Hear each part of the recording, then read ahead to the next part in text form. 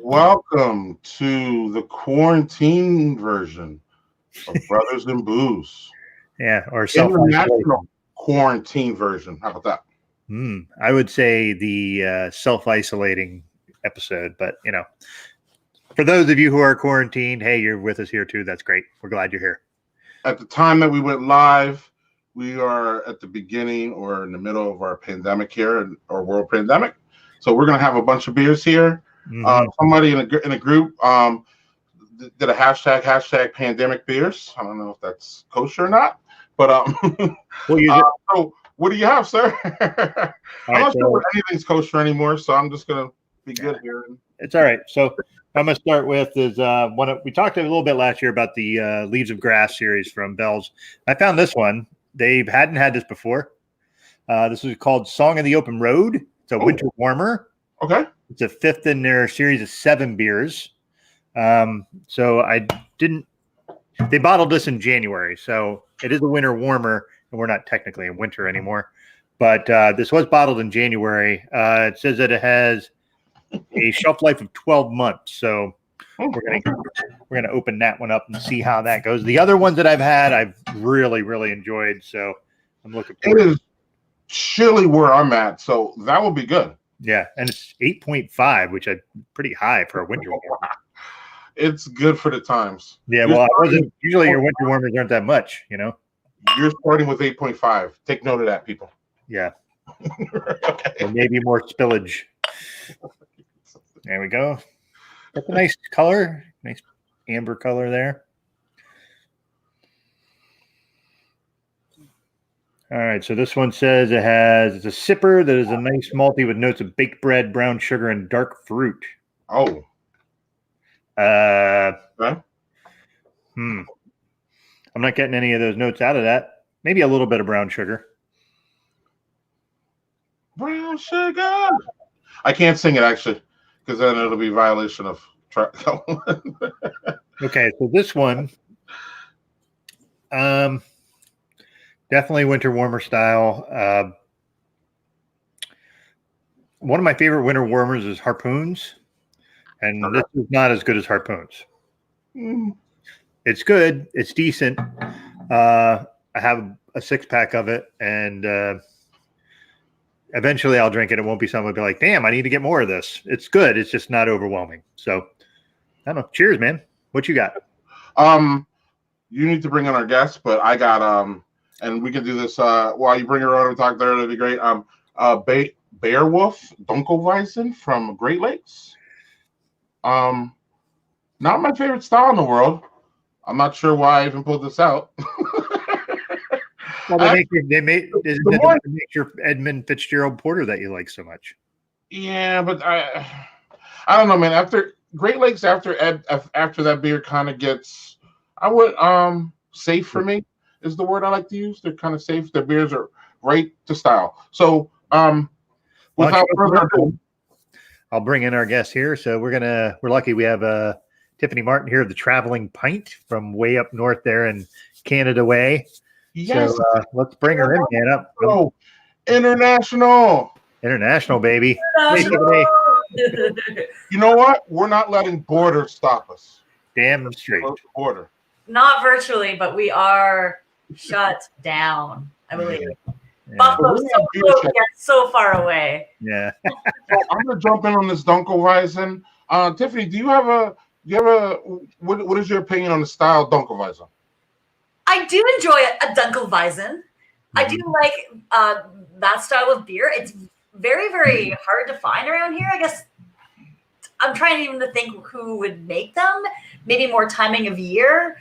I like the way that it plays with the. If I can break this down in probably not a proper way to say it all, but you're still getting that little bit of Hefeweizen, which is not usually my favorite beer, but the way that it kind of mixes with that bit of sweet and the darker malts, I like the way that it plays off of each other. If that's kind of a description to say, it's not overly of that one style that I don't quite enjoy, but I think they mix nicely, and I do enjoy one. If it's on the list, I'm going to put it in a flight, and I probably would enjoy a pint coming from certain ones. There, does that make sense? Cheers. And this is good to style. Are you familiar with Great Lakes Brewing? Our heard Great Lakes twice. Brewery. You are Great Lakes, not ours. We've got- Right, you have one too. Yes. Right. Oh, I have. They're probably some of the first beer that I drank. Kind of traveling over the U.S. more and drinking a bit more craft beer as opposed to mainstream stuff. So I am a fan. You did mention that Fitzgerald beer too, which is delicious. I do quite enjoy that beer. It is. So what do you got? I have left over from my trip, probably one of the last ones when I headed out west just about a month ago. I have a Forecast Pale Ale. Look at these cute little dogs running on there. It's from Coast Mountain Brewery out of Whistler, BC. It is a beautiful. Can you go a little closer? Okay, you're a little closer so we can see you it. want to look that up? Yeah, there? Doug needs to see that label. Yeah. Oh, that is cool. Yeah, so these guys are super rad. Kevin's been running for a couple of years now. I knew him when I used to live out in Whistler. I spent probably 10 years of my life out there over 10 years ago now, which is hard to believe. But he recently opened this brewery down in Function Junction. So just as you're kind of coming into the town on the first little bit of industrial area before you actually hit the village of Whistler. And when we were out there, I was super pumped to go visit him and I've been following his journey of learning to make beer and actually opening a brewery from afar. So it was really, really exciting to see everything that he's created there. He has over half of his staff are women, which is super rad. Shout out to the ladies. And they made amazing beer. So there's always that nervousness of going into where you've like looked up to someone, followed their journey, and now hopefully that this whole story finishes really well. But his beer is really, really beautifully done. So I was a fan of everything that they had on top. We had a wicked tour there. This one specifically was one of my favorites. It's a beautiful pale ale. And he does brew it with Saccharomyces, if I'm saying that right. But it kind of dries it out nicely. And it still is really juicy in like a non-hazy, thick way. Like it's almost like a freshly squeezed juice that's still some sweetness with a tiny bit of dank. And it's a really good beer. So I was happy that I found this still in the fridge. Not too old, but like super beautiful. Right, look at that color too. I like when the pale ales kind of have that classic orangey amber color to them. So cheers, West Coast love it here. To all my West Coast folks going through the crap that we are too. Hey Doug, did that one get any better as you? That's just still man. Yeah, what's telling us about that one, Doug, when you were talking about that? Yeah, it falls flat. Yeah, the problem is, I think, it is kind of expectation because that series, the Leaves of Grass series from Bell's, has been so good that like all the ones I've had before were just excellent. And I love the name on that too. I like the simplicity of the label and the name. Yeah, it's based. The Leaves of Grass is a Walt Whitman reference, so they're just doing kind of an homage to him. So it's all like they had one of them was named Captain Oh My Captain, and like all these weird names. And it's good. It's not remarkable. I was mentioning like I don't drink a lot of winter warmers when it comes around, but usually Harpoon's one of my favorites. I like theirs, but this is not as good as that. Yeah, I love. It's like now it's also like hashtag drink your fridge. Like, come on, people! This is the best opportunity we've had to get to the bottom of that cellar and fridge and get out and fill it up again and just keep going. Right. So. Doug, do you have something? Yeah, I was going to say Jonathan Fitzsimmons just jumped in and like was asking what beers we were talking about. Like, well, you have 3 different ones to talk about. That we this one here. Yeah. So all of you guys watching on Facebook Live or in a group, if you there should be instructions right on the top of this post that if you go in there and click and you go give it permission, they will show your name on our show and we can show it instead of the same Facebook user there. So. There's a little tip. So, Tiffany, I am fascinated to know what's going on up there as far as the beer scenes. In America, you visit us enough, so when you go to different regions, aka states, we have different laws. So we have a whole bunch of different things going on. This virus thing has kind of affected us in 2 different sides of the country. So, like. People reacting differently. I mean, it's just kind of pandemonium. If you feel pandemonium looking at it, that's kind of what's going on, or that's how I feel on the ground. So, long story short, there's no like book on what breweries are doing. So, we have arranged from one of my favorites today, and we're gonna have a beer from them today. One of my favorites is Giant Jones. They shut down all production. We have Working Drive to shut down all production. We have, I think, Parched Eagle is the one I worked at. I still think they're doing to go. We have people in Texas doing drive-through. I mean, it's all over the place. What is going on up there? Yeah, there certainly was a quite a shift compared to this time last week even, and then Monday hit, right? And like that's when shit kind of got real and everyone shifted. So last week things were like slowly closing down, limited hours, maybe just to go. But like as of Monday, what I find that's going on for the majority of my area, which I'm based in Ontario, so I'm about an hour and a little bit west of Toronto, but everyone that I am aware of sadly is closed, so you can't go in there for sitting at the tap room. Obviously, a lot of people are doing, like you're saying, drive up. So they're packaging. You're ordering stuff. They're packaging up, and they're having it ready for you. So almost like a drive up and get your beer to go and take out. So some people are still doing that. I'd like to say the majority, if I can keep track every day. And then we are fortunate enough to have a lot of online sales in Ontario. So I don't know if that speaks for the other provinces, but here you're still able to order beer online. So there are, a lot of breweries that are maybe they're adjusting and doing a free delivery, or they're doing lower delivery fee. So they online and then deliver? Yeah. So I can order. So when I can't get to a brewery that's 3 hours north because it's 3 hours north, but they're my favorite brewery, such as Sawdust City, I can actually go online and order beer and have it delivered through like Canada Post. Why the hell are we not doing that? For a little while, it's definitely grown, but I think it's also pushing businesses to open that up and make that readily available for people who aren't willing to travel or are really actually quarantining strongly in their house. But otherwise, I can go to a few breweries around here, still support local. No growler fills. That seems to be kind of legit across the board, but your cans in your bottles. Yep. And crowlers. So Scott, we do have no crowlers here. The crowlers is like non-existent in Canada, and it kills me. It's the cost of aluminum or something. But we don't. There's like maybe one brewery that I know within like hours that does crowlers. What's up, Dr. Blues? Get those people up here. Those. Come on, man. They are a beautiful thing. Yep. So Scott says hi, Tiff. I want to make sure you see that. Oh, hello. Oh, Scott. Hello, Scott. He's a good friend. Somebody says, I'm not sure who that is, but somebody loves Canada. Show your face. We all love Canada. Yay. I know who that was. Who was it, Doug? Ted Mullen. Cool. Doug, you have your next one?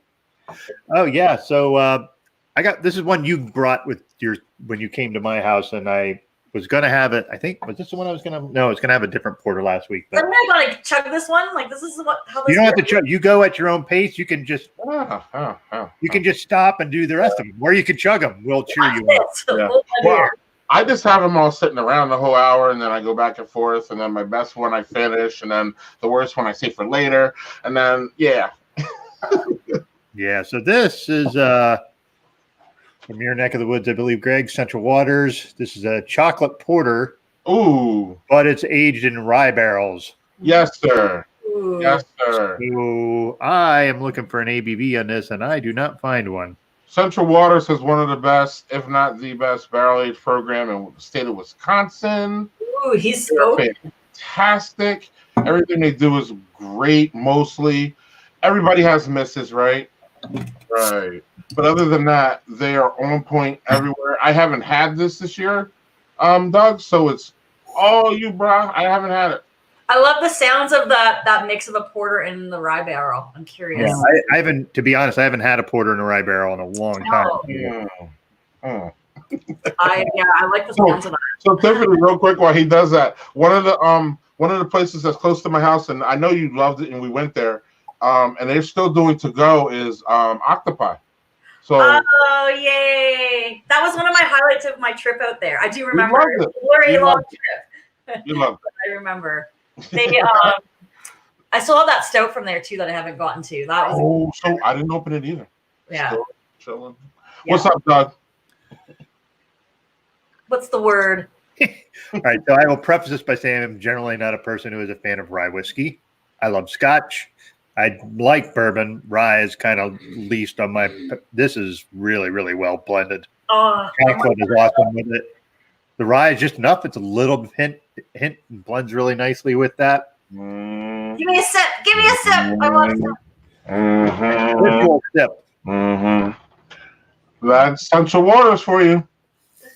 Yep, that's Central Waters for you. They're excellent. It's definitely boozy, that's for sure. Oh, that's a big one too. What does it say on there? Doesn't say what it is. I'm gonna look again, but 10 or 11 or some. Oh, it's a porter, but yeah, I don't know.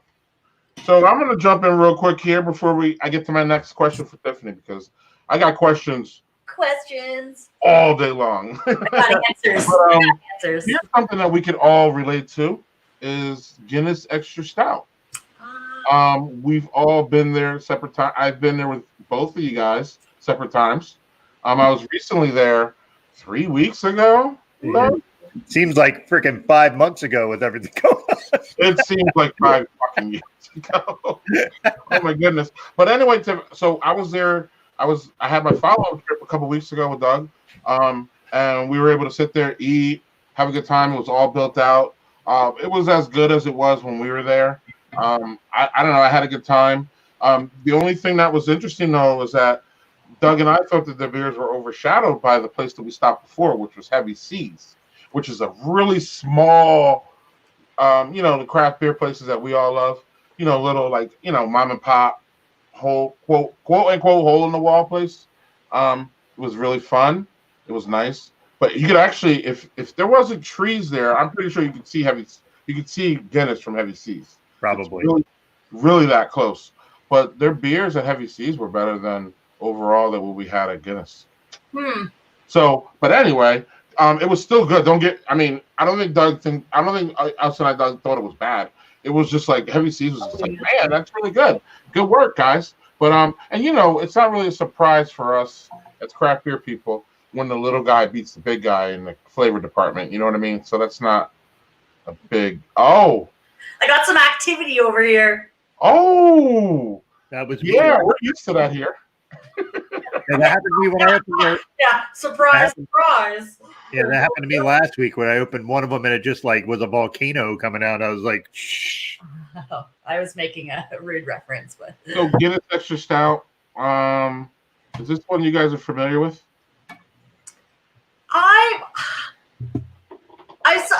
No, I don't know. I want to say that I've had that. The bottle looks familiar. I'm wondering if we get that at the LCBO here, but maybe I had some of it when we were at the brewery in Baltimore, right? Yeah. Yeah. Oh, yeah. Yeah, I don't know. So Ben, Guinness's last week, and it was nice. Yeah. This drink's a little bit quote heavier than the stout. The Guinness. When people say Guinness, you know what that means. Yeah. That means this drink's a little bit heavier on the palate. I think it's a little bit more flavorful, actually. Is it drier or no? No. Okay. Actually, probably a little sweeter. Okay. It's not. It's an easy drinker. It's what you expect out of a Guinness stout. They didn't really jump off too far from where the Guinness is on this one. I would suspect that the extra is, what does it say, 5.6 here. So I don't know. Maybe the extra is a little bit more chocolate malt or something like that. It's not. It's good. Is there a widget in the bottle? I'm just kidding. No. My beer's empty. We are not beer pushers here, but if you would like to talk, if you would like to do your second, that's great. But also, I could just ask you a question and get you talking too. So either way. Yeah, let's pour it out. I'm gonna put some of this in here because it's ready to get out of the bottle. So as we spoke, I had a lovely, lovely visit to Madison, Wisconsin back in, was that in the summer still? August, September, the fall maybe? No, October. I don't know. Sometime last year. Not circle anymore. Greg and a whole group of beer writers out there. And I was blown away by this gem of a town that Greg is sitting on. I couldn't believe the beer was fantastic, the scene, the people, the food, like everything was so good. And I was kind of like, Greg, like, why don't you talk about this more? Which I'm sure he does, but I was like kind of blown away by everything that was going on there.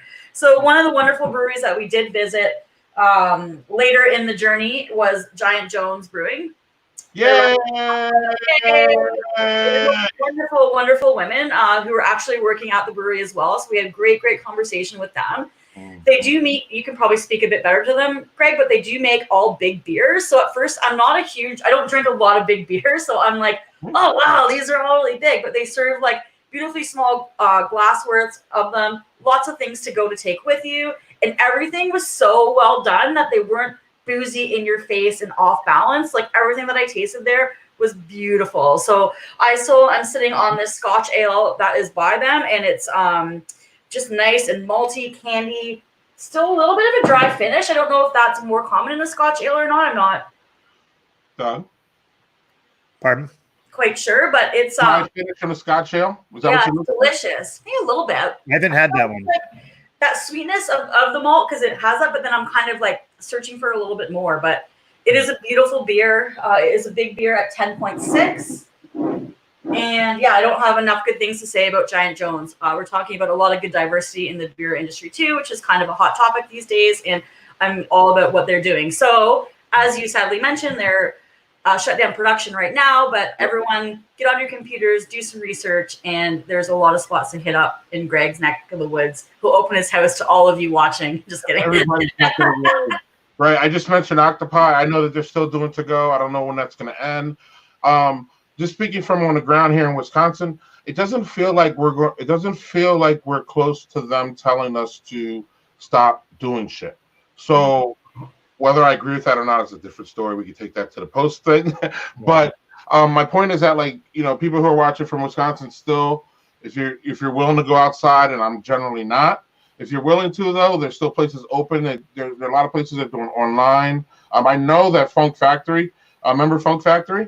Yeah, they're doing online, so I know that they're still operating. Some places are still operating. The Giant Jones ladies decided to sell all their beer like yesterday and go into hibernation. But they're going to be coming back as far as I know. And I think, again, this isn't inside ball or anything, but I'm pretty sure they were doing well what they were doing. So they weren't like, I'm not speaking for them, speaking for myself as an outside observer and a really, really big fan. It seems like they're going to come back. So I'm really, pumped for that. But, real quick, I have some questions here. Yes. From our comments. So, how much does Guinness experiment anymore? I would say we could all agree pretty much a lot at that place, the Barrel House. You guys want to speak to that, Doug or Tiff? You want to? Why don't you go, Tiff? Because you had a different experience. You were there before it even opened, I believe. Yeah. Well, no, so you guys are making it. Greg was probably drunk the whole trip. I didn't do the pre-excursion. We showed up on the bus to pick you guys up on the way to Dogfish Head. So I went running in the brewery because you guys were all there the day before.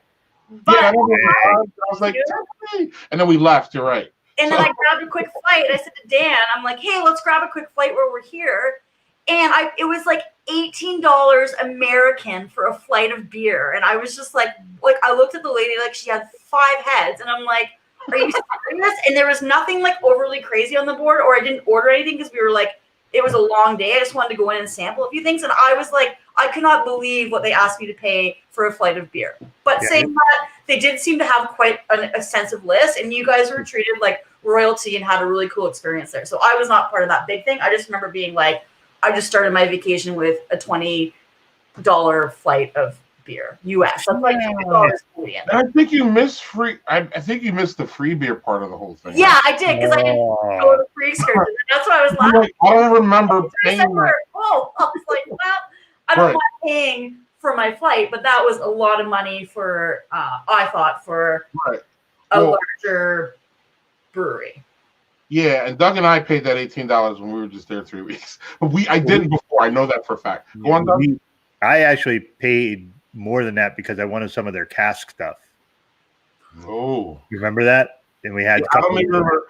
Yeah, my flight was like $22. I get bad when I go on these trips and I'm with friends because I just throw the car down and I don't even like, especially if I'm with you guys and I'm never with you guys.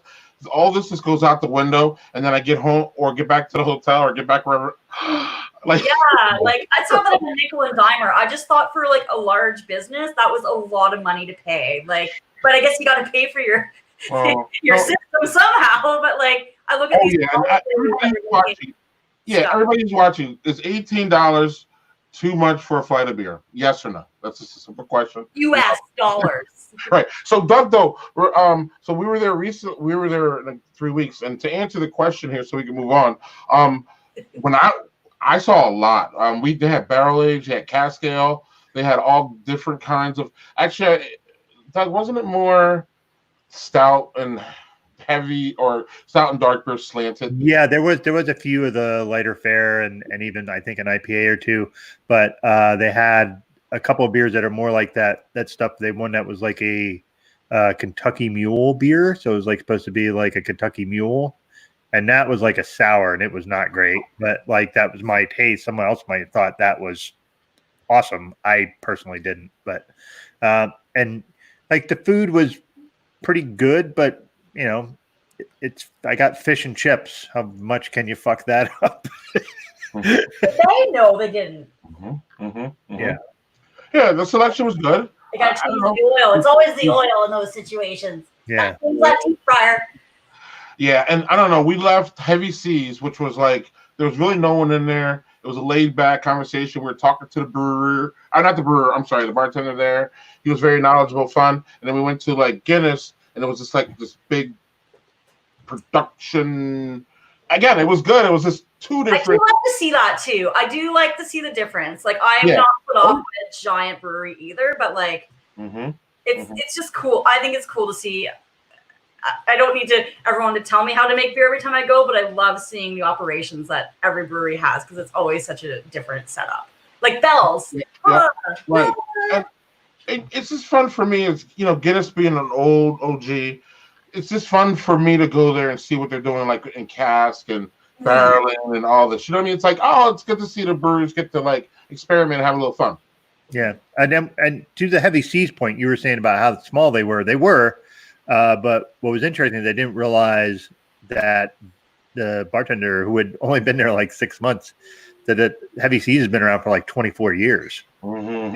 They're just been so small, but and they distribute a lot of stuff up towards me, but I would never get much of their stuff because I'm a label whore and I want good labels.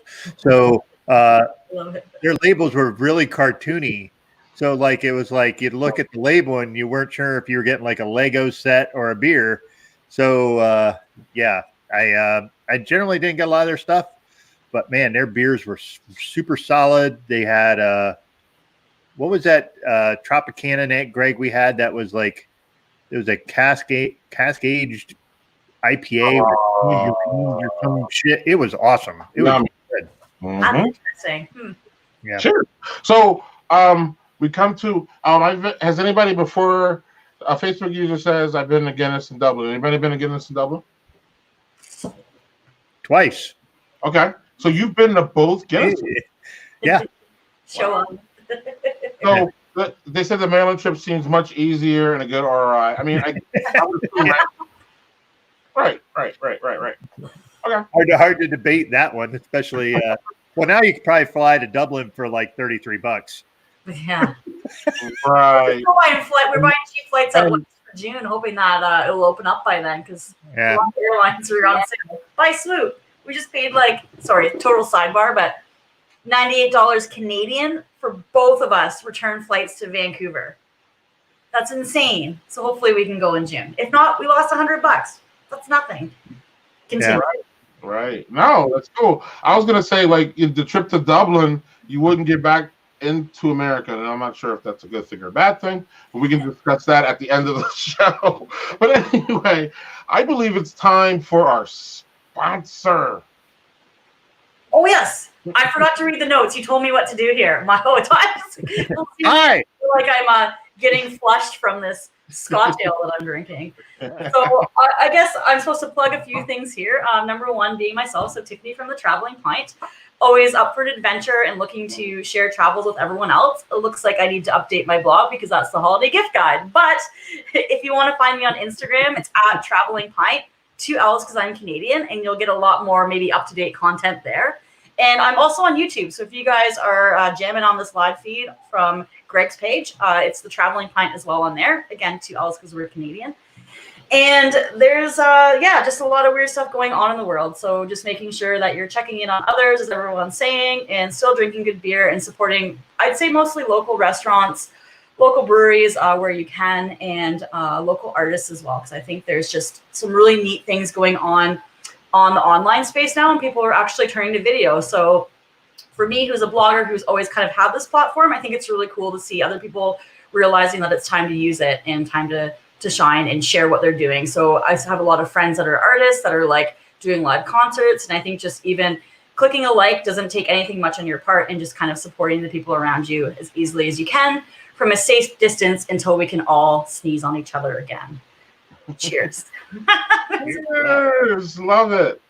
And, that's true too, but I believe, one of the things that's being said around here is, like, when everything comes back here, we're all going to be it's going to go off, it's going to come back quickly, whatever that means, and I kind of agree with that, because again, I think after this, everybody's like compressed, and I think we're just going to explode.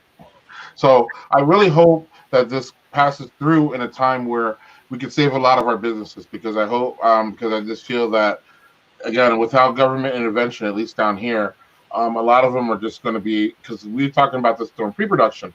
You think about all the, we think about the breweries, of course, because we're beer people.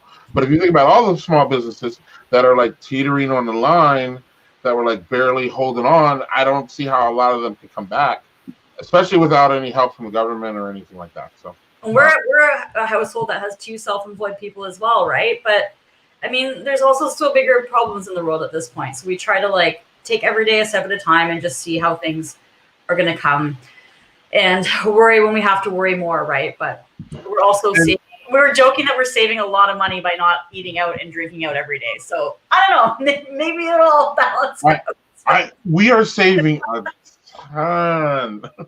It's hilarious, and it's almost for my household speak, it's a telling thing, because it's like, this is kind of weird. We're doing 3 meals a day here, 7 days a week. Why aren't we doing this all the time? This is better. What's going on? So like, there are good things, I think.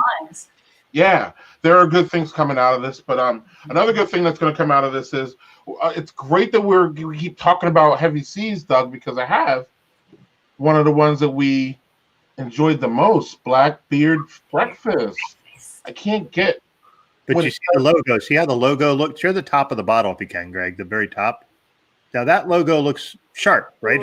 It's quick and simple. The other one was like this really like matey pirate with like a cannonball, and I was like, okay, that's great, but like it looks like something your kid would be like, ooh, soda, like, but no. So that's yeah, I'm pulling them up quick here, and we can actually, because I think we can find their but this is a porter brewed with coffee and aged in bourbon barrels, and Doug and I had it over there. What's in your bourbon barrels? Excuse me? Barrel stuff. What's going on, Tiff? You guys in your bourbon barrels, you and Joel too, all your barrel aged. It's great. Joel's a little farther along that road than I am. Joel Gratzik is way worse than me in this. Yeah. And me, and I like that stuff. Right. Or I thought you were, when you said you guys are your bourbon, I thought you meant like Americans, because I was going to be like, whoa, no. Don't you guys have your bourbon barrels? Because he goes to the barrel age festival. I think I would die, but anyways. But you guys have your. Cool. It's nice and clean looking. You have your fair share of bourbon barrels up there, right? Yeah. Well, okay, cool. Just making sure, because sometimes it feels overwhelming here, honestly. Especially in it just feels like there's a lot of bourbon barrels going on. And that's not a bad thing. I'm not saying it as a bad thing. I'm just saying sometimes it feels like there's a lot of them. Like, I don't know if too many is the word, but so Heavy Seas here. Where's the beers? Let's see here. Was this Tropicana? Remember that was the one we liked. Right? You can scroll over and they change color. That's cool. Yeah. Damn, that's cool. Oh. Yeah. Oh, That was the one that Greg had last week. That was an awesome Pilsner. Like, That's a good one. That's a good one. Love it. Where are we here? No. Here we go. left. There it is. Wow. Siren Noir. I want to have that one. So, porter, porter with robust porter, bourbon barrels, Chesapeake Bay roasting, blah, blah, blah, blah, coffee. Sorry. Porter with flavorful complex, bourbon notes, coffee. Yeah, Doug, remember this one? What do you think about this one, Doug? Remember? That was my favorite personally out of all of them. But again, I'm more fond of the heavy brews and the high gravity stuff. I'd readily admit that. I know that's not your jam so much, Tiffany, but hey, tweet the ring. Yeah, sorry, I'm multitasking in comments. Yeah, no, but it's I can appreciate it. I just I can't drink a lot of it, right? I don't know. Well, that's not something that and for those kind of things, because they're so heavy, like the small pours are generally what you want to try because you want to. If you can get. So, right, let's get your opinion, man. Do it. Well, real quick, you already know, Doug, what I think about this beer, but this beer, it has Greg never has an opinion. It doesn't have many. It doesn't blow you away with the bourbon in the nose. It doesn't blow you away with the bourbon at all. In fact, there's a little bit of bourbon taste in the middle, but it ends sweet and it ends chocolatey, and it doesn't end with a burn. It doesn't end with like a big bourbon taste. It's a beer with a little bourbon added to it. It's exactly how I would say it. It's fantastic. It's 10%. It drinks like 5%. This thing can go down really fast. It can be really dangerous. That was a thing we both said, was just how it didn't drink like a 10% beer at all. It just drank really easy. Like, sometimes with most of the bourbon barrel ones are so boozy that you're just like, okay, if I blow air out of my mouth, I'm gonna set something on fire. Yeah, but it's off-putting. Yeah, but this was not like, it was very smooth and almost not subtle is not the right word, but it was not, like I said, overpowering. Yeah, and that's why I think what I enjoyed or had a different experience, or maybe that's just been my gradual change and not experience, but like drinking more craft beer. But when we were at Giant Jones, like for big beers, I just found they were all so beautifully done. Like even the Scotch ale, I'm not getting hit with like that overly warming in the back of the throat. I feel like I might be flushed and like sweating now, but like it's just there's such a balance and like a beauty to them. So that's got to be skill on their own to be able to make it big and make it beautiful. So it's good. So I can't see, that was Jonathan Simmons who said that.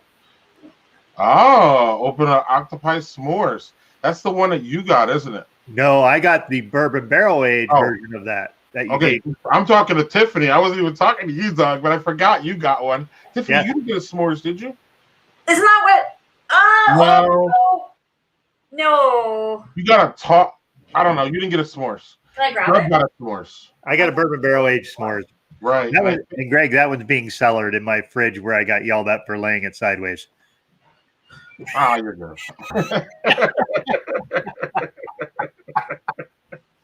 Look, Tiff wants to go find out what she got. The Belgian chocolate toffee vanilla stout. That sounds awesome. I'm not a big sweet beer fan, but this was goddamn delicious. And this was courtesy of you as well, Greg. You bought me this bottle. That was delicious. Yeah, we were able to have it at the It was They had a beer release there. They had a beer release the same day that Tiffany was there. So it was that's great. Tiff, have you had any of the Southern Tier dessert beers? No, I haven't. We got to do this. Figure out a way to ship that internationally without getting. You can do it. People do it all the time. You say that you're sending like hot sauce. And can we do it now, though? Just send like a couple bottles and it'll make it. Put some like coasters in there. They make a lot of them. They make a lot. Really nice. Yeah. No, I feel like Southern Tier. Gosh, that's kind of a throwback too for branded beer. I feel like I don't look for them anymore when I go there because I think they've been around for so long. I kind of had some of their stuff, but I forget that these people are still like trudging forward and making good beer. So I'll have to put that on my list next time I'm allowed back into your country. This year they kind of went nitro style where they took all their beers and made them nitro, which is really great because you're getting like a 10% beer, but because it's nitro, you're not getting like a whole boatload. You're getting a can. Cool. And it's it for some reason makes it nice and smooth. So yeah, that stuff is super good. Nice. I was curious if that was, since you're not really generally your jam, but I figured I'd ask if you'd had any of their stuff. Yeah, no, I haven't. I would love to. I would love to have some. Doug, I believe it's your third, because I'm already on my third, and you started. All right. Yeah. I'm not sure what the hell is going on here. We were to take some screenshots, Doug. We had a little secret conversation about my third before we started. Yeah. So I think why don't you go ahead?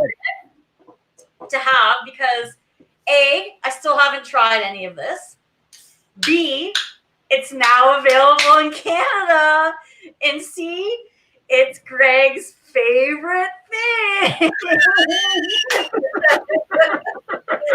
So I'm going to try for the first time. I'm back on this show ever again. And there's no laws. Hard seltzer. No laws. Which one is that? The mango? No laws from drinking White Claws. Mic drop. The mango.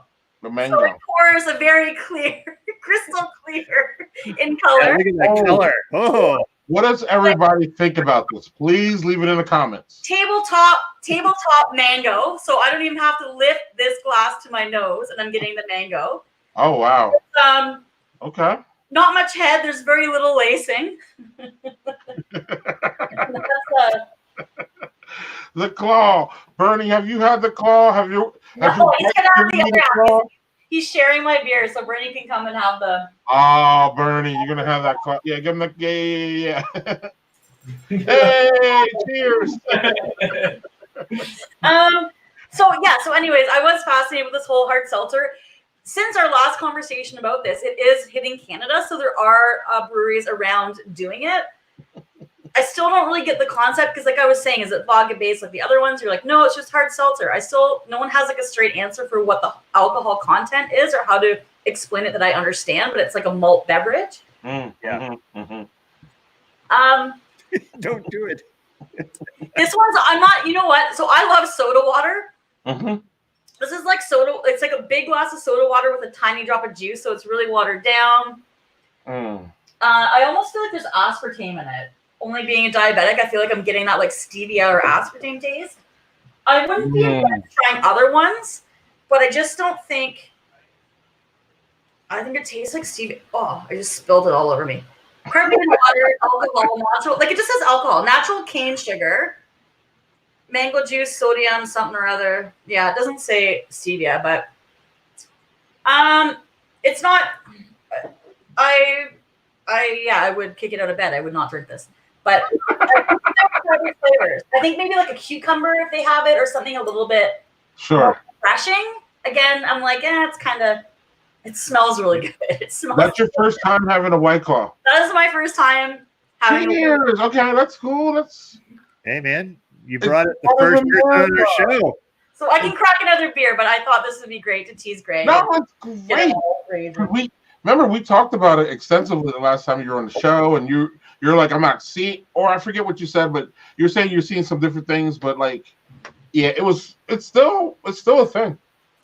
Yeah, I don't like what that one does to me. So while we're on that line, quick, Tiffany, what have you seen as far as the seltzers? Have they boomed since the last time we talked to you? Are they up there? What's going on? Yeah, no, that's what I just mentioned. I feel like they were just starting to happen. I'm trying to remember. I don't want to misspell information, but there were a couple breweries. I don't think anywhere close to me that were dabbling in it. But now with everything closed, I don't know what's going on. But it has started here, and White Claw is now available in Canada. This one is actually from my trip out to America last too. I was like, I need to buy this while I can. So this was when I went up to Traverse City, Michigan, end of November. I forgot it was in the fridge, and then I'm like, oh wait, I still have this. So yes, it's starting to happen. Like I say, we're always a little bit on the coattails of the US as far as styles and like trends, which is nothing wrong with that. It's fantastic. But I like the way, why I like to travel. You kind of hear about things and you kind of watch them happen throughout, and or same, across your country and across our country. But I don't know. I definitely prefer beer. I've always been a beer drinker, and I would try that in a different flavor, but I would have to have something like maybe a grapefruit or maybe like a cucumber. I know that might sound weird, but something a bit more refreshing. That that my stomach hurts. Back to the Scotch ale, which Look sounds at like a weird that. preference over a vodka soda type beverage, but That'll learn you. yeah. Never.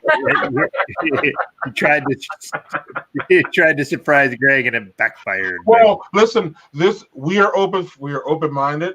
This is the show. We had somebody on it called Porter's Brown Water Porters. So we're cool with diversing opinions. And we're actually going to have that person back on again, believe it or not. Yeah. I'm going to open this one instead. Yeah, please do. Get rid of that other one if your taste buds are unhappy. So this one I've been actually dying to have. So Holy Mountain was out of Seattle or Portland? Seattle. Athenor. Whoa. What's it called again? Holy Mountain. Holy Mountain. Okay. Never mind about it. Seattle, Washington. Sorry, I got that Portland-Seattle trip mixed up. And this is a rock, however you say it, so smoky, Helles lager. So I'm really anxious to try this. Okay. Really interesting combination or type of style of beer to mix with that. Mm-hmm. I don't know if I should pour it in. Well, Hell's Lager, I don't know. We don't see too many. When we see them, they're pretty. In my opinion, when we see them down here, they're straight to style. They're not anything crazy or so. Really? Yeah. No, I've never seen it like a spin on it. We get a lot of them around here, but they're just straight up Helles. Right. Helles. Right. Nothing wrong with that, but there's no diversity there in that style generally. Super smoky. I'm trying to think like any smoky beer. Smoky, so it's a very overpowering flavor, right? Mm-hmm. So it's going to kind of kill that. I'd say there's still a little bit of sweetness on the end, which you would get from a Helles Lager as well. It doesn't smell. It only smells a tad smoky, but still has that flavor. And it's such a hit or miss. Like, I don't know how you guys feel about smoked beers. I absolutely love them, but at the same time, I'm like, it tastes like I'm sucking on a Band-Aid. I think it's so odd, but I love the flavor. So I don't know how you guys feel or if you get a lot of smoky beers, but sometimes just a tall glass of a smoky beer, rock beer, however you pronounce it, is just delicious. You drink it slow. You really start to appreciate all that's going on in there because it's just so different than what your taste buds are used to, right? So I don't know. This is really nicely done. Doug, smoky beers. I'm all in. Yeah, right? Yeah, we're all in. We're the smoky beer guys. If you really want to, unless it gets really, I'll let Doug speak for himself, but I get off put when they get a little bit like when it's overpowering. It's not fun for me. Mm-hmm. Otherwise, I'm in. Maybe this is different too because now that I'm tasting it more, like sometimes when you're getting too many roasty malts, like then you're getting smoke from so many areas. Where this is like interesting to have that light color on your brain again too, right? But taste something really, really smoky. But I think that little bit of sweetness from the style of the beer kind of rounds it out. Yeah, I'm a little unsure, but I'm equally enjoying every sip of that. Yeah, you're intrigued, and yeah. Doug, were you gonna say something about over smoked beers or? Well, I'm kind of the wrong person to ask about that because I like smoky peaty scotches. That's my preference if I'm going to drink scotch. So smokiness, I love. My wife is more preference for the peaty styles. I like the peaty styles. I much prefer it be a little smokier. I agree. So smoky beers, I really like. But it can be overpowering for certain people. Totally can be. It is. I think regardless it is, but it's just something that so odd. I love it. Right. And I don't know, so some things overpowering are good. I love overpowering hops. I love a triple hop beer, double hop beer, all that. So yeah, it can be. So this is a question somebody asked. I wanted to know. Barley wine fans here? Oh, you know what? I'm gonna say I don't even know. I've had one or two, and I don't ever pick them up. So to be honest, I'm not really not a fan of many things, but like I don't drink them. I like my lower ABV. I like to. I don't know. Yeah. Barley wine, you're definitely going into higher ABV. They don't make them low. It's sweeter, I think, too, right? Which I think is also not my over jam. But yeah, I can't really give a fair answer to that because I'm sure I would have no problem with it, but I just don't. I don't really I will say, as someone who is a high gravity beer drinker for the most part, barley wines out of the high gravity realm is probably my least favorite. I will drink them, but I will say one of the best beers I ever cellared was a barley wine, and it turned out awesome because all the overdoneness of a barley wine, like to me, it's just like over the top on everything. Okay. And then like I can't enjoy too much of it. And when I cellared it, all that mellowed out except the caramel flavor went up. So it was for that particular one. Again, cellaring's a gambit. You get what you get. Sometimes it works, sometimes it doesn't. But that was from Uinita out of Utah, I believe, and their barley wine. I aged it for a year, and that was superb. But cool. And I feel like I've heard of other people that I chat with that follow or friends that they do like their aged barley wine. Obviously, with the higher ABV, it's a good beer to age. But like, I do hear things like that it ages well. Well, yeah, and which is weird, but I'm kind of not mad. I like a good one barley wine. There's a lot of bad ones out there, but in my opinion, it's a style. I would say it's a dying style. I'm sorry, but like I don't see that much, and it's only here and there. And I want to kind of jump off this real quick, Doug. Before we got to talk about March Madness because we can't. Yeah, I also haven't opened my third beer yet.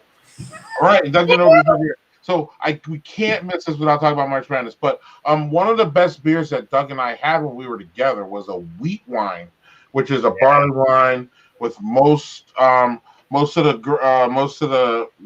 grain bill is wheat, and I know from Parched Eagle's wheat wine, it's a bitch to make because I heard Jim say it more than once. It's this big wheat bill. It's big, it's massive, it's a huge boil, it's crazy, it's hard to contain in a freaking pot sometimes. It boils over. It's a fucking mess, I hear. It's a long ass boiling thing. Wheat wine. Wheat. Oh, wheat. Where do we have that wheat wine, Doug? Wheat wine. No, it was at Farmhouse Brewery in Owego, New York. And it was like, I'm going to tell you, that drank like it was a Pilsner, like not, you know what I mean? Like it was that light. And it was, I think 11% alcohol. And it just drank like you would have had it and been like, oh, this is great. And then you've been like, just laying there in 5 minutes. It was so delicious and so light tasting. Very interesting. Yeah. So if you ever see a wheat wine, get it. Yeah, again, barley wines, in my opinion, you see like for every 5 barley wines, which you don't see at all, in my opinion, you see like 1 wheat wine. So, from my anecdotal evidence, I don't see that many of either one actually. But wheat wines are really, really fantastic. Only a few people do them, so if you see it, Tiff, jump. Yeah, interesting. Maybe we will, or I'll have to keep an eye out because I'm always up for trying new things as well. And I already know. The barley one, I just honestly don't know much about it and just don't dabble in it much. And I probably have 3 down in the cellar that I should go. I'll be like, oh yeah, these are barley wines. So maybe I'll crack those into your advice tomorrow, and we'll spend Saturday drinking barley wine. They can be really sweet too. That's kind of that's the one thing. Bernie just yelled no from the background. But, no, we need to tell me says. Okay, so Doug, while you get your third prepared, again with this is supposed to be our March Madness show, and you guys are supposed to get on and talk about your love of March Madness because the last time we were on, that's why we scheduled it for this Friday. Literally, folks. Because this is supposed to be a March Madness following. There should be people shooting. I'm very like buzzer beaters going off right now, literally. Oh, you're killing me. Marvel racing. I won't be watching basketball. Right now at 9:00 at my time, literally is when some of these shits should be like.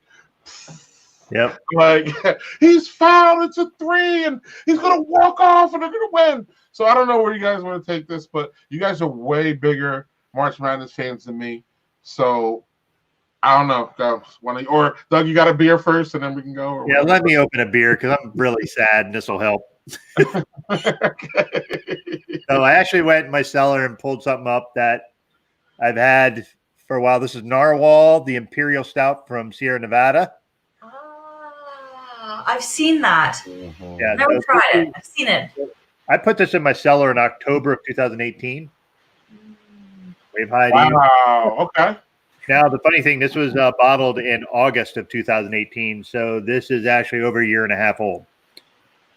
Hmm. So I've only cellared it for a year and 5 months. So I somehow managed to misplace my bottle opener. Hi, Shalonda, aka Afro Beer Chick. Were your ears ringing? Cool. Were your ears ringing because we were talking about you? And when Tiff brought a White Claw in here and apologizing, I had to remind her that we had someone on here that was, in my opinion, rude to porters. So and not only do we have someone on, yeah, but not only do we have someone on, I would love again. I can't wait to have Shalonda White, Afro Beer Chick back on. She's great, fantastic. I love it. But yeah, and then she had to say this too. So that's look at that pour. Look at the head you got out of that after a year and a half. Holy moly! Yes, narwhal. So is that real quick? Is that the straight up narwhal or is there straight up narwhal, not a variant, just a regular old narwhal? I picked up a 6-pack, and as I am wont to do, is throw one of them in the cellar and see how it goes. So it doesn't have a whole lot of fragrance off that, but off the pour.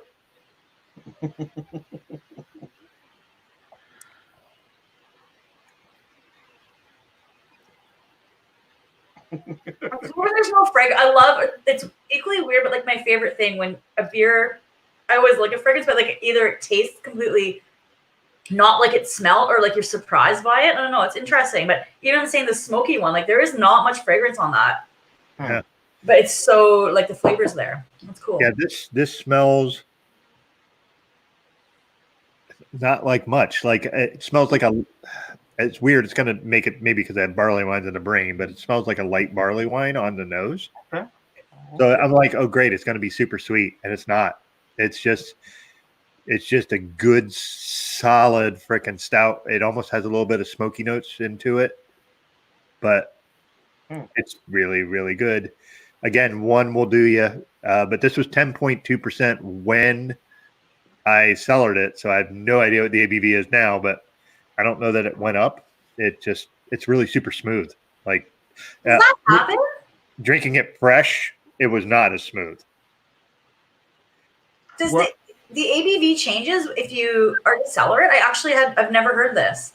Neither have I. Well, I've had them where maybe the ABV doesn't, but definitely the flavor profile can change. Oh yeah, okay, right. But like I've had some where for whatever reason it feels like they're boozier when I open them up after they cellar. I have no way of knowing. Maybe it's a bourbon barrel aged, and you open it and you're like, holy cripes, that's but different flavors. I feel like there's never a rhyme or reason, right? Like I feel like it always changes. Yeah, and I've had some that I've cellared that I'm like, oh, this will be good, and I open it, tastes terrible, and then there's ones that I was like not expecting. I was just throw it down there and see what happens, and it turns out to be great. But this is really, really, really smooth, much smoother than when it is fresh. I like that. Okay. So response from Afro Beer Chick to what I said. Smooth as a narwhal's butt. Sorry, go on. My point is, I get that, but I also she said what she said. Yeah, I'm gonna give her some defense here. I'm gonna give her some defense, or like I'm on her side a little. I get that. I'll never agree with her, but I kind of understand. But I'm never going to agree. Actually, again, my stance has to never be to agree. How about that? Yeah, so you guys can agree. You have to change your name. Right. So guys, we got this too. Either sometimes because I'm fancy. Oh, he's fancy. Oh shit, I can't sing. I can't sing anyway. So, so yeah, March Madness, Tiff. Where are you at? Yeah, so I am longtime fan, first time speaker. I'm a fan of the March Madness. I to get into a little bit of a, now that I've had a 10% Scotch ale, I was quite the basketball star back in my day. And I used to play a lot of basketball. And it's not like getting back on a bike. I can't even shoot from the free line now. But back in the day, I was born and raised on basketball, and I watched a ton of it. And I was always, even my mom and dad, like a huge fan of March Madness. It's what we did as a family.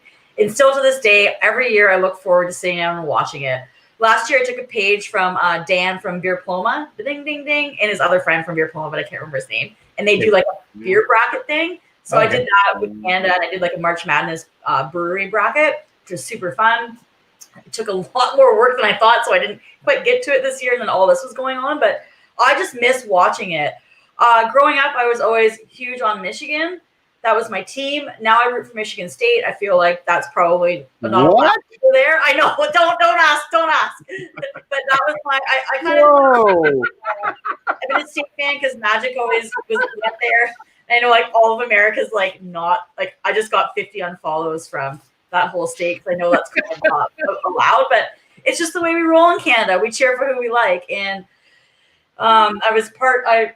I'm 40 now, so I was part of like the Fab Five era of Michigan in the blue and gold, and just like I love it. And regardless, I love the upsets. I cheer for like the underdogs, and my mom was always a North Carolina fan. I have no idea why, but she was always cheering for that. And like I can't remember my dad, but we always had these different people that we would root for, and I think it's kind of interesting coming from Canada because when you're cheering for like American teams, you just kind of pick who you are. Where in America, you're like, this is my team, and it's strong and hard, and you never choose your state. So it's very different on as far as why we choose them, but like I'm upset that it's not on the television to watch, and I was really, really looking forward to it, and now I'm forced to watch marble racing, which is kind of more exciting than I've ever seen. But I'm like pissed, and it's sad for the kids too, right? This is like a big shining moment in their like young careers where they're not going to get paid for any,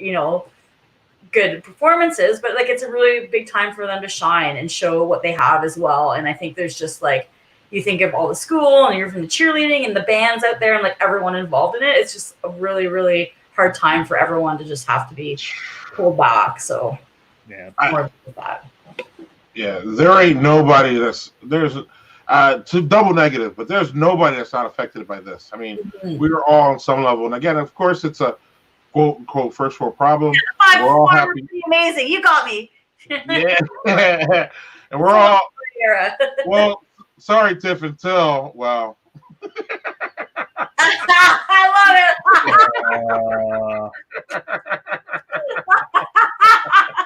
That's great. Who is that, Doug? You're in the chat. That's Tom Waters who said that. Who? Good job, Tom.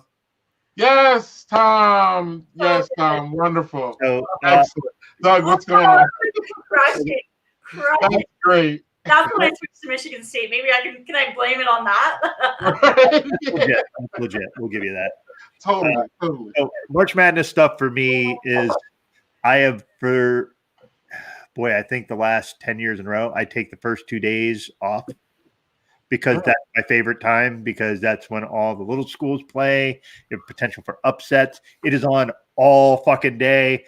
One year I actually decided that I was going to drink a beer for each region bracket.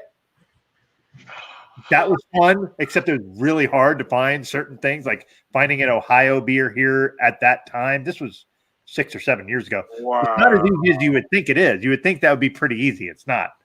Back then it wasn't. And I am a Kentucky fan. And I was a Kentucky fan when, believe it or not, when Rick Pitino was there, and their team was like a bunch of scrappy dudes that they were coming off like this awful probation where their like previous coach Eddie Sutton had basically shit all over their program, and I just liked the way they played, and I just stayed being fans of them. So, I will root for Kentucky if they're past my team. I feel like Kentucky's strong in my lineup. I have no reason why, but they are someone that I always like to pull for as well. Yeah. Well, so when you said you went from Michigan to Michigan State, that'd be like me going, you know what, I'm going to start rooting for Louisville. I would get I would get destroyed by Kentucky fans for that. So were we live when I said that? I'm just kidding. Anyway. Yeah. You were. That's okay. We love you anyway. It doesn't matter. Yeah, I'm more of a passerby fan than you guys. I've always partaken in it, and it's always on, and I know it's on, but I don't have one team, but I'm always there at the end. Like I know when the games are ending, and I know I need to have that shit on my TV. So that's all of it. Like, so it comes down to that for me. College football to me, or I'm sorry, college basketball is a hard thing to follow, in my opinion, because like I guess where it comes down to is we're all kind of attuned to like used to like watching pro sports and you know all the names. Like every year Tom Brady is on the Patriots, besides this year. But you know what I mean. Like there's always like a continuity with pro sports, and there's not that there with college. So for me, it's hard to like relate to the teams, but it's not hard to relate to these guys in this tournament trying to win, and you can just see in their like bodies and their expression that it just means so much to them. And A lot of moms like, cry. A that lot is of just moms cry during yeah. March Madness. And that is everything I need to watch. It's just the passion. Like, you know, these people want to win this. There's nobody saying, oh, if I win, it's cool. No, it's like, this is almost like life or death for them as, you know, an athlete. So like that alone is just the draw for me. I don't need to, it's almost like, I don't watch baseball, but I watch the World Series.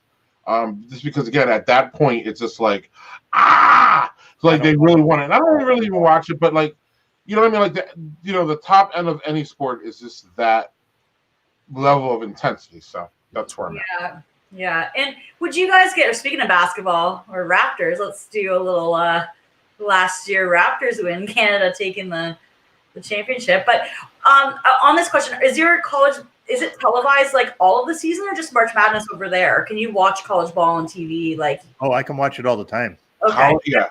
Over here, I feel like we just I do like actually the week leading up to March Madness when they do all the conference tournaments. Right.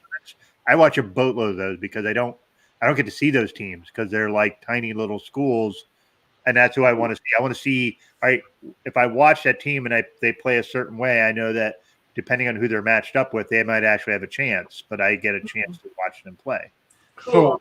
So, yeah, Tiffany, if you were a fan of a top 20 team, in my opinion, you could watch pretty much 80% of their games.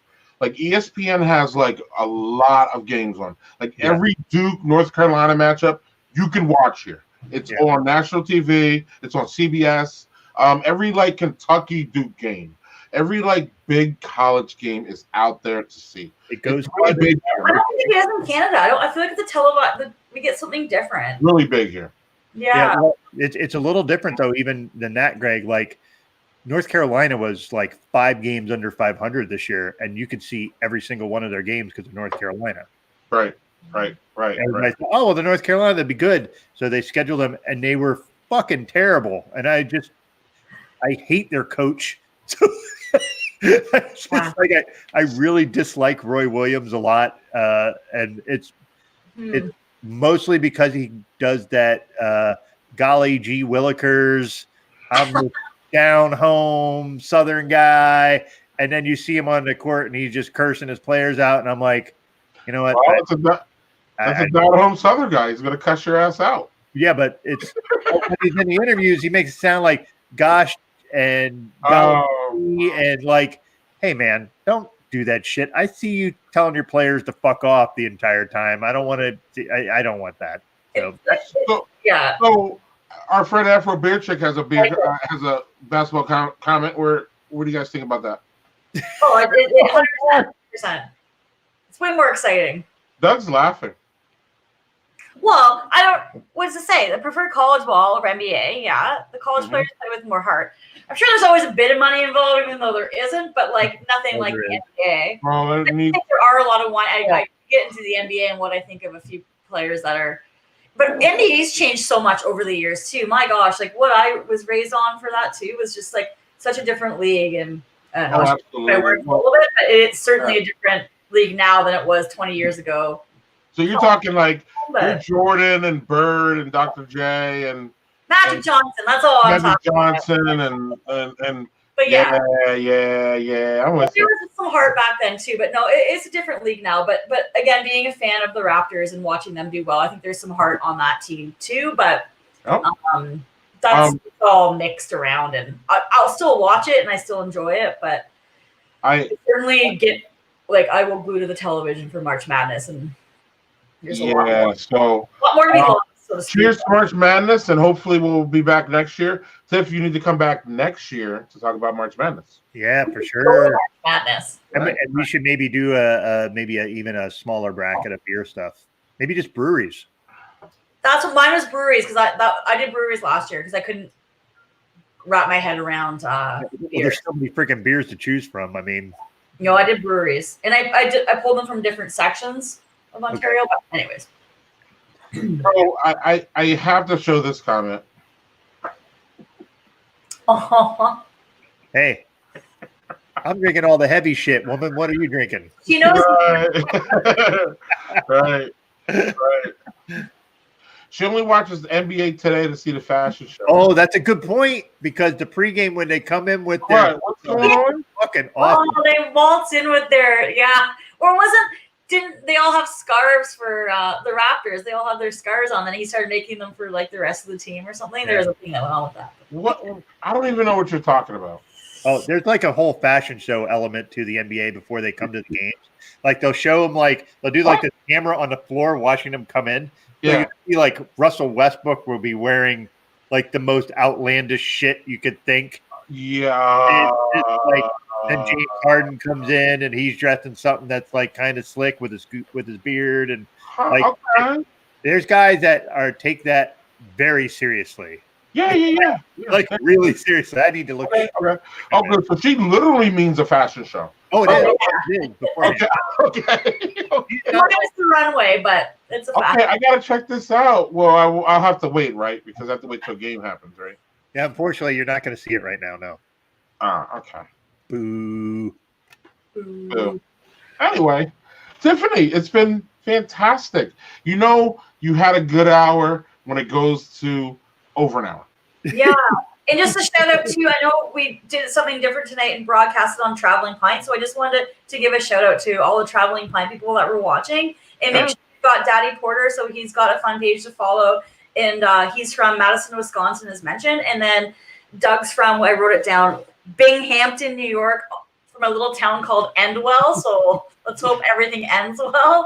And then you're yours as well to follow on Instagram as well as Facebook. So she said Binghamton. Shout out to the people that were watching from my page and not were wondering who these dudes were. I'm not going to shit on her too much for how she pronounced Binghamton, but that's okay. Right. Binghamton. That's how I wrote it.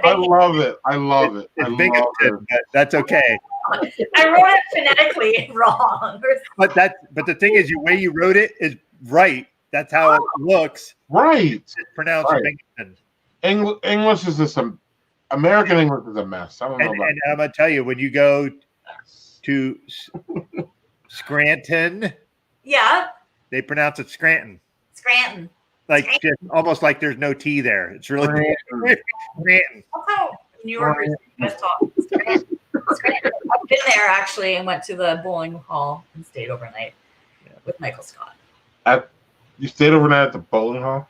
No, we went to the bowling hall and we stayed overnight at a nice hotel because New York City was crazy, and we were like, we can't stay here. We had a car top carrier and 2 dogs, and so we drove up to Scranton and spent the night there and then came home. It was after a really long road trip. It's a pretty fun story, but we had a hot dog at Times Square and pieced out pretty quick to Scranton.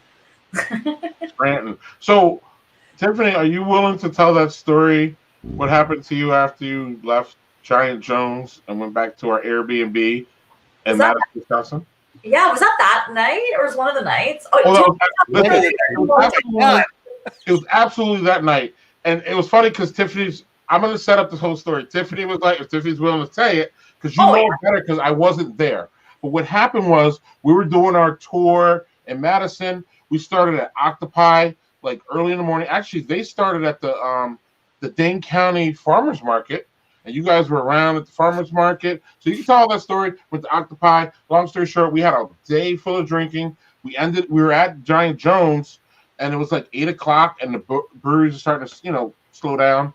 And you guys were like, hey, we're just going to head back to the Airbnb. And some of us went on to Working Draft Brewing, which is a block away from Giant Jones. So It was me and two other people that went to Giant, or three other people that went to Working Draft, and Tiffany and the rest of the group headed back to the Airbnb. And I'm gonna let Tiffany tell the rest of the story because I love it. Strap in, kids. So the story started a little bit earlier in the day, if I can give a bit of a precursor to it without telling too long. So Doug does not know this story. Yeah, we also started at like the funk, was it Funk Factory? Is that where we started that day? We started Octopi that day. No, we started at that funk place, or was that the day before? Anyways, it might have been the day before. It doesn't matter where you end up. So we were in the car. We had a responsible DD. I can just say that would take place for half of the day, and then we were to address that, and then we were fine. But in the car, we were talking about we had two. So we pulled up next to the car next to us, and I was in shotgun, and I said, we should press a ham. And nobody had heard this term of calling pressing hams before, which basically means that you moon on the glass to whoever is on the outside, like a pressed ham. So that just lit the car of my American friends on fire because they'd never heard this term, where I'm like, they didn't really know me as well to know that I have sometimes a mooning thing, and I like to moon, and there's a long history of Tiffany mooning on many occasions, and I have a few moons on glass, which is, if my friends are watching, they'll remember their wedding night celebration and how a bunch of relatives yelled at me. But besides that, we started talking about mooning, and a specific person in the car, Joel, who we spoke about earlier, bourbon barrel or barrel-aged lover, he had never mooned before. So then I had a few drinks, and I was like, you should moon, and we weren't getting anyone to moon, and la la la la. We all laughed about the whole term pressed ham, and we moved on. So fast forward to later, I guess, the next evening, because I think that's when that was. We had a slow morning, walked around the Capitol, did some stuff, went to a bunch of breweries, and we decided that we had had enough after Giant Jones, and half of us kind of walked back to the Airbnb we were staying at, where a couple of them chose to go on to one more brewery. And as we were walking by, there was a building that we passed, and it had the windows at sidewalk level. So it was almost like a split level, right? You went downstairs, and then the windows were at sidewalk level, which looked into the area. And there was a wedding going on. So everyone was like, oh, look, there's a wedding. And we were all stopping and watching. So I chose that prime opportunity to drop my pants, give a pressed ham to the wedding party down below, and then pull up my pants and start walking. So it was a fairly casual Tiffany fashion where I was like, oh, I did it. But like it was pretty funny, the reaction of everyone involved, which obviously eggs me on a little bit, but I only pressed one ham that night, but it was hilarious. Like Paige started running like we were going to get arrested. Dan was like, I had to pick Dan up off the sidewalk because he was laughing so hard. And it went over very well. And then the town, or not the conference, the talk of the thing was about how I pressed a ham on someone's wedding. Did the wedding party see them? I don't think anyone really saw, but there had to be at least one person that was like, did you see that? And by the time everyone turned around, it was gone. So it was like that thing that never happened. Unless they were Greg's friends and he knows that I was in the news when I left that town that day. Who knows? Tell us more, Greg. There's nothing more to know. Like, I missed the funniest thing of that whole weekend. That's the only problem I have. You gotta hang with the haze if you want to get the laughs. And I have to say, I think I have heard that term before, but if you would have said that in the car at that time, I would never have gotten it. Oh, really? You wouldn't have gotten it? Like dressing, and maybe it depends on how many beers I would have had at that point, but maybe I would have gotten it. It doesn't take much. It's a beautiful thing if you can pull it off in a nice fashion. Hey, that's not a problem. Yes, I encourage everyone in these times when people are taking their isolated walks outside. Everybody go to travelingpint.com and see dressing from Exactly. Yeah. People are walking the streets. You see your neighbors lonely walking by, self-isolating. I encourage you to press a hand against the window and get everyone smiling. Words from our sponsor. And that is the best pandemic advice I've heard, actually. Do you see Bernie's? Can you bring up Bernie's comments? I don't see it here. I see that. Or my Bernie's just says, my husband, just another day living with Tiffany. Did Bernie participate in the ham pressing at any point? Cheer. Yeah, yeah. No, he's been witness for a few. I don't think he's ever dropped his pants. But he's been witness to He's been witness for sure. He wants to steal the show, he says. He's been witness. He's been witness for sure. Since coming back to high school, there's been a lot of isolated mooning incidents. So Tiffany, again, it's been fantastic. And again, you had a good hour when it's an hour and a half in. So do you want to recap your beers and tell everybody what you had and what you liked? What you like, what you didn't like, what was your winner? Yeah, so definitely my Coast Mountain Pale Ale is still coming out on top. By far my favorite, just beautiful, beautiful flavors. Well done Pale Ale. Is that good enough in there? Adorable label. A friend's longtime project that I saw come to fruition, and he absolutely nailed it. So super big shout out to Coast Mountain Brewing in Whistler, BC. Giant Jones, the bottle's gone, but their Scotch Ale I'm just finishing up. Beautiful, beautiful beer. Probably comes in a strong second. Giant Jones. Kellis with that rock beer was just so bizarre that I loved it. So again, they're a really strong brewery out of Seattle. I'm pulling from really different parts of the earth. And then we'll roll into the last place here, the White Claw. Sorry about that. That's not a beer though. I'm willing to try it, but that mango was that wasn't a beer though. Nasty. No. Well, we don't even know what it is still. A malt beverage, right? Isn't that a beer? Who knows? Beer. No. So yeah, I'd say Coast Mountain, Giant Jones, Holy Mountain, White Claw. And Tiffany, real quick again, I'm sorry. I asked you before. Are you seeing are breweries in Canada brewing, quote unquote, brewing those cider those seltzers? Do you see them literally on tap? They're starting to. I can't remember my hard facts, but they're literally in the last 2 to 3 weeks. They've been popping up, and they're starting to happen here. So I can have more news on that when we talk next month or something. But yes, we want to see you back in the fall. We want to have you again in the fall. Actually, I think you should just do a fall spring thing, like you continue to do. We'll have you back in the fall. Hopefully, after most of this is passed through. Hopefully. Can we have her back for the curling championship? Yeah, look at that. Last year, I'll show you the curl. But we definitely have to have you back for March Madness next year because again, this year was not March Madness. It wasn't. Well, and I'm not even a fan like you guys. Completely different way, unfortunately, but right. But we're gonna have something. We're gonna have something next year for sure, or actually, hopefully this fall we'll have you back on, Tiffany. It was awesome having you. Thanks for giving us a report from Canada, telling us what's going on. Thank you. Always nice. Again, it's always nice talking to you. Thanks for jumping on with us. Thanks, guys. Good to be here. And I think Bernie might have been the first spouse that was ever on. Might have been. True. Right. Doug and I hide our spouses. She's gonna spell Well, truth be told, I tried to get Jill on before I tried to get Doug, so that's another story. Anyway, stay classy, world. What did you say, Doug? See you soon. You'd be a better host, so. I love you, buddy, but I mean, she'd be great. Anyway, Tiffany, see you soon. Thank you for coming on. Cheers. Bye. Bye. All right, so let's get to this so we can get to the after party. Yeah. So after party, you guys don't see. Yeah. But whatever. Yeah. Let me go first and get my shit off, as they say. Hey. So here's the thing. This was again. I'm just going to say nothing was terrible. This was my least favorite, just because I think my expectations were too high. It was a winter warmer. Yeah. Song of the Open Road. But Doug, hold on quick though. Shouldn't we lower our expectations about those specific Bell's beers? Because again, I've even had some, and they've never really lived up. I don't think. For me, they have the two. Oh, okay.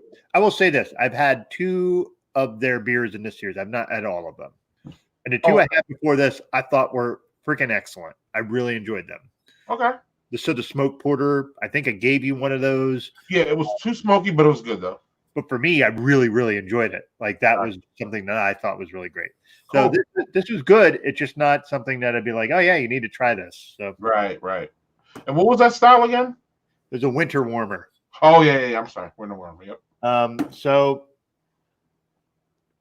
2 and 3 are pretty close. Really hard decision. But I'm going to go with the Cellared Narwhal as number 2. 18. This mellowed out so much. The Imperial Stout, when it comes fresh, is a lot more forward. It's not that it's bad or aggressive at all. It's just like it's much more forward with the stout flavors. It over the year and a half, it has mellowed out really good. It's super smooth and really good. And I would recommend if anybody can sell some of that, just do it because it comes out really great. But this is a really good beer, though. Freaking ridiculously awesome. The chocolate porter that was aged in rye barrels, and that was from you. I am not generally a fan of rye flavored stuff because rye whiskey isn't my jam, but there's just enough rye in there to kind of blend with the chocolate, and it's a porter. All beautiful things. That's a winner, but by a hair. All right. Well, we're going to do this fast. Great Lakes, Dunkelweizen, not my favorite style. True to style. So if you like Dunkelweizens, try it. You'll like it. It's a good thing. Not my thing generally because, again, not my style. I don't even know why I even brought it on the show. I'm pretty sure I bought it so I could drink when I was learning about Dunkelweizens in my studies, and I just fucked up. Oh, whatever. We'll get another Dunkelweizen later. Anyway, second is definitely the Guinness Stout. It was really clear tonight what my favorites were. This is a good one. I suggest you guys get it if you want to alternate. If you're a Guinness fan, Guinness. When I say Guinness, I mean the South that everybody knows. This is a good one to supplement that. And then I don't know. My favorite was clearly this Heavy Seas. So good. There's nothing wrong. I mean, this is fantastic. If you're around, you can get it. It's just great. It's just subtle. I mean, I slammed it. I couldn't even.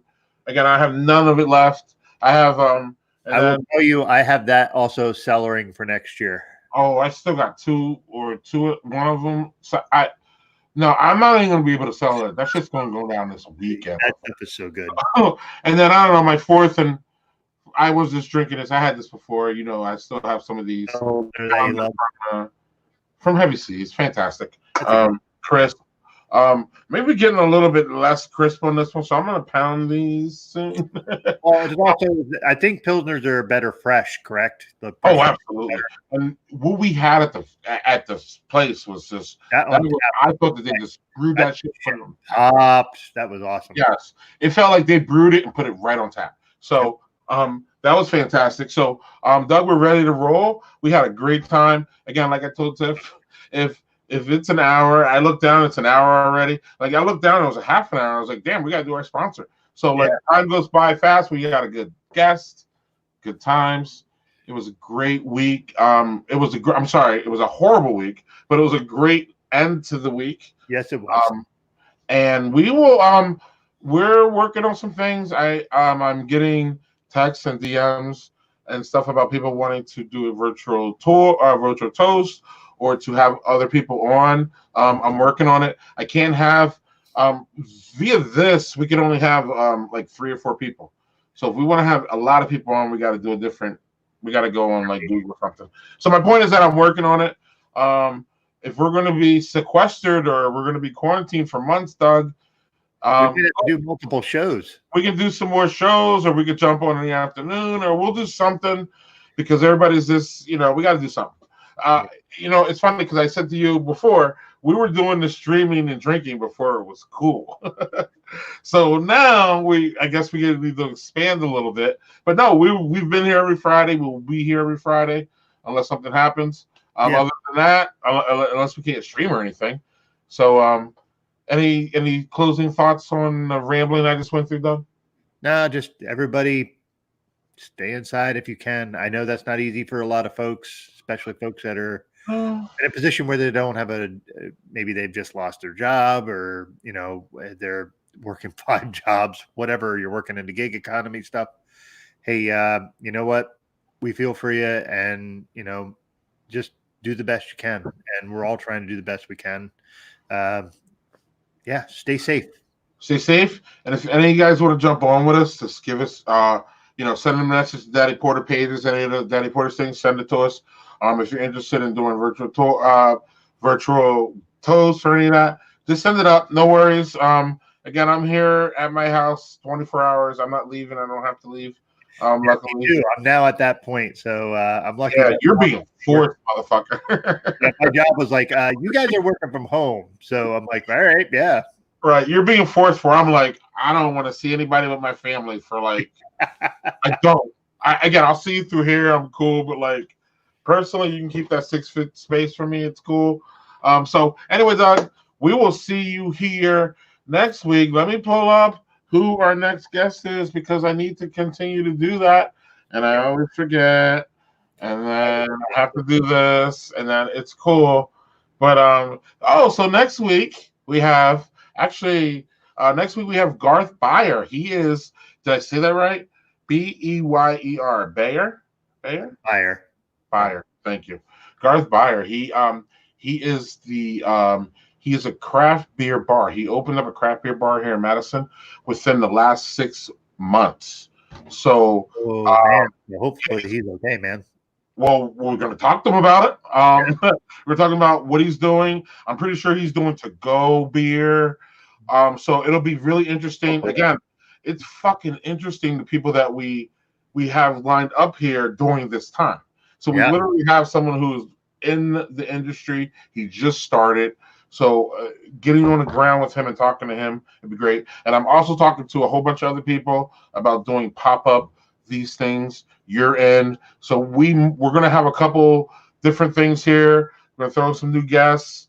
So we'll see you guys probably next Friday, but maybe before. Yeah. So cheers to that. But if it's next Friday, Garth, he owns Garth Beer Bar in Madison, Wisconsin. If you guys want to look that up. He's a great guy. And it's going to be fun having him on and talking about where he feels the industry is and how he's going to get through these months. So I will talk to you guys. We'll see you guys again, without a doubt, next Friday, but maybe before. Cheers. Cheers, folks.